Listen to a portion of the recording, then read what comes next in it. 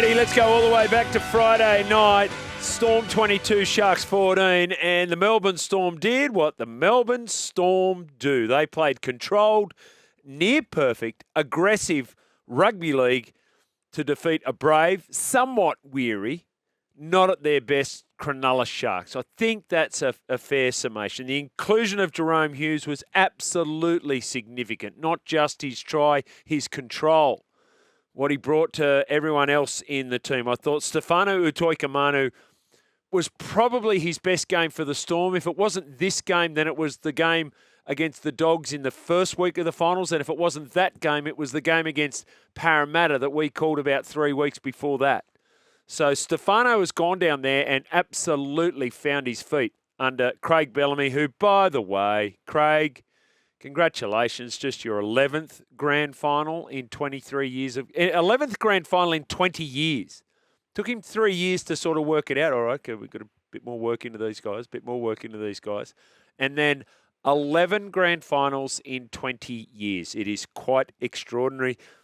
Congratulations to him. The running game of Munster was significant. He had most metres run for the Melbourne Storm, 195 metres from 20 runs. I thought Pappenhausen looked more dangerous than he has possibly in a year.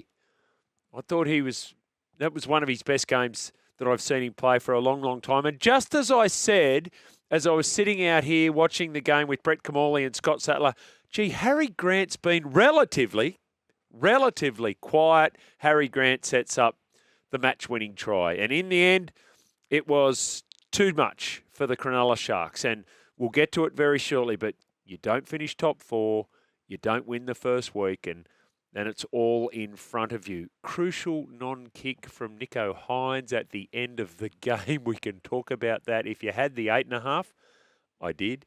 If you had the 7.5, I did. I'm screaming at the television, please allow Nico to take the kick. He declined it. Please encourage Nico to take the kick. He had declined it. Anyway, a very good season for the Cronulla Sharks, but they fall short. Again, here's Coach Craig Fitzgibbon after the match. I understand what it means to be a great side. Probably been up for a little bit too long to be able to cope with it tonight. There we go. That's the games back to back that Craig Fitzgibbon is talking about there. I wonder whether he is thinking, okay, it's different personnel or it's these personnel improving. And we'll ask Lewis Shepherd about it. So there you go. The Storm through to another grand final. They get 9 days recovery. And then yesterday, the Broncos 16, the Panthers 14. Just when the Bulldogs were telling the world we are the best supported team in the league, the Broncos fans say, hold my mid-strength Forex. Unbelievable. Brilliant day at Suncorp Stadium, culminating in a brilliant game and another inspiring comeback from the Broncos. They are giving their supporters heart palpitations, but they've done it. They're through to their second grand final in 3 years. And after 4 years as premiers, Penrith were denied. Paul Alamotti just keeps scoring tries, some very, very good ones as well. And Penrith were in total control. No doubt the Scott Sorensen loss was significant. It limits rotation. He's a key player. And then they lose him very early on in the game. That was going to be the story of the grand final if Penrith won. Did we hear that on the broadcast yesterday? He's failed Category 1, but they've said, no, he's okay to play next week. Huh? Okay, we'll hear more about that. We won't hear all about it during the course of the week, but we will investigate that. To be honest, the Broncos lucky to be down only by 14 at the break, but grinding. It is amazing what a challenging preseason and a harbour cruise can do for a team. Anyway, there you go. Oh, note to BBL, that's right, Brisbane Broncos Limited, ASX listed, up 14% today. And counting. I checked it about an hour ago, it was up 8%. Just before I came on air, it was up 14%. So anyway, gamble responsibly. Invest responsibly. Walsh comes up with a clutch try assist. He'd threatened all game, Reece. And somehow it's balance, it's strength, it's a little bit of speed in there, it's audacity to just pop it over the top, and they get the levelling try, not the winning try, because you got to kick it.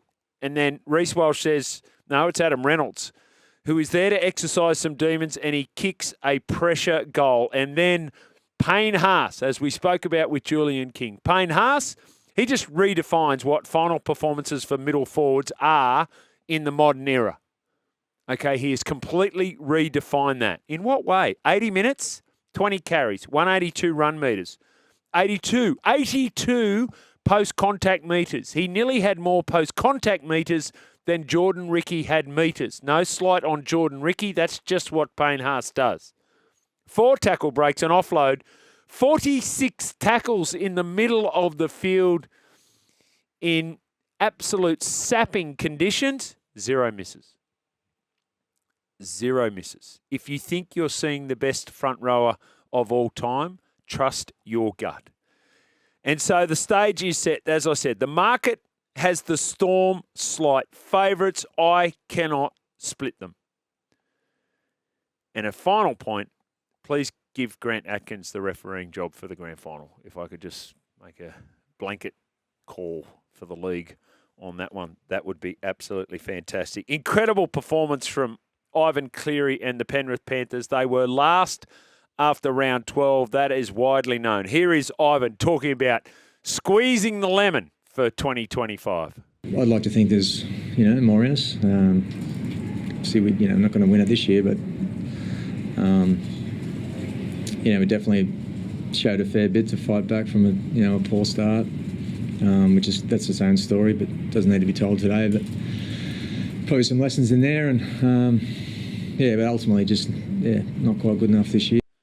So you just wonder, don't you, about we said it about the resting of the players, and we talked about the advantages that they had and the experience that they had, and they rested some of their key players 2 weeks, Liam Martin and Brian Tottle. But that winning outside the top 4, and we said this year it's Penrith because it's Penrith.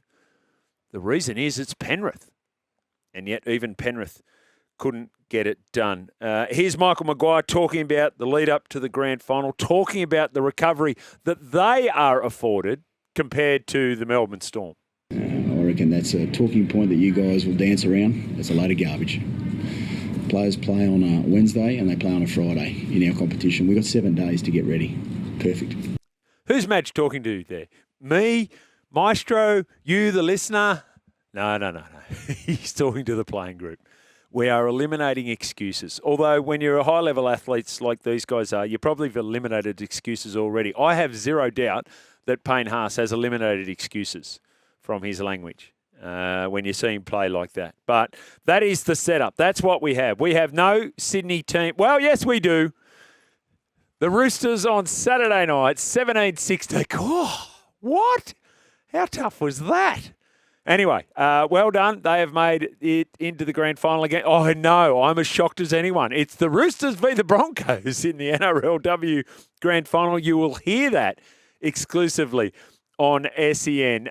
New South Wales Cup, well done. The Warriors, 30 points to 12 over the Dragons. The Harvey Norman, well done. The Sharks, 18-12 over the Knights. The Jersey Flegg, well done. The Melbourne Storm, 38 points to 16 over the Penrith Panthers. The Host Plus Cup, the Burleigh Bears will be taking on the Warriors on Sunday out at Accor Stadium. They defeated North's Devils 22 points to 8. And in the BMD Premiership, this is the women's, the equivalent of the Harvey Norman. Tigers, the East Tigers 22 over the Burleigh Bears 6. So that's all your results coming out of the weekend in the Rugby League. Thanks for watching. For more great content, subscribe to SEN League, your home of the greatest game of all.